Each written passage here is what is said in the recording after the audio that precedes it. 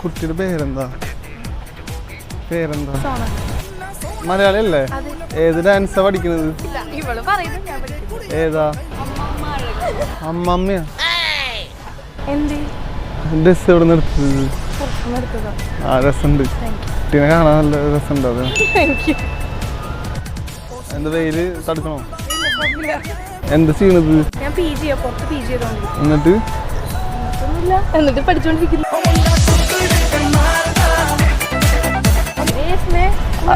അതല്ല കുട്ടി സിംഗിളാണോ? ഞാൻ മാരീഡ് ആണ്. അടിപൊളി.